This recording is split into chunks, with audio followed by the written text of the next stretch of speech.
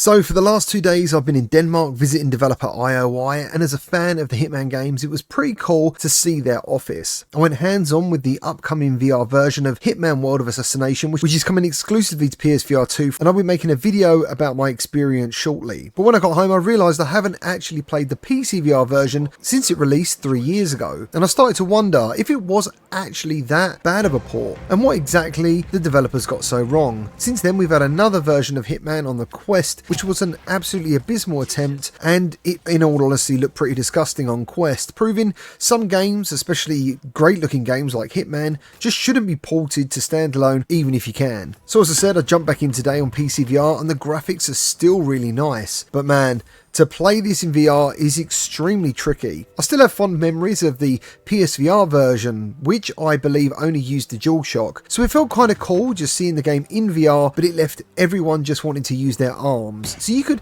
physically shoot the guns or strangle someone, for example. And that's why I remember the hype for the PCVR version and how it underdelivered in nearly every way. So for starters, you do actually have two free moving arms, and you can strangle people, but that's where the feel-good VR stuff ends. And the more I played, I was reminded why the new VR version is even happening. On PCVR, you only have one arm to do anything and everything. I mean, you do have two arms, but the left arm is pretty much useless aside from being able to punch people and highlight exactly where you want to throw something, because if you try to throw something without targets in it, it just won't happen. Everything else in the game is reliant on your right arm and hand, and I thought maybe there was some sort of hope for two-handed weapons, but this is in fact an even bigger disappointment, because even though it looks to be doing something, in reality it does nothing. It's like more of a visual trick, and reloading all weapons is simply a button press. The movement, regardless of the options you pick, is pretty janky too. Now when I play all my VR games,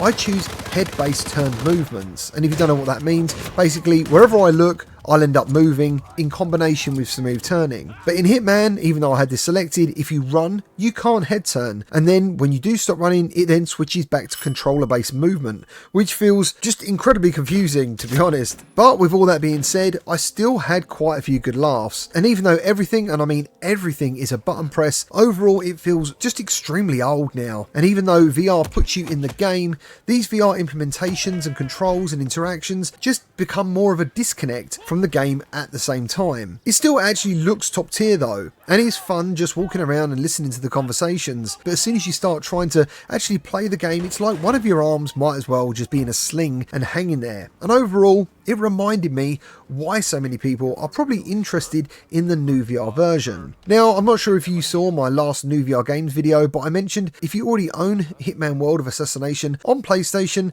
the new VR version will be available as an upgrade for £10 or $10. And the game does go on sale from time to time, so keep your eyes open. But very soon, I'll be letting you know my experience with the new VR version on the PSVR 2 very soon.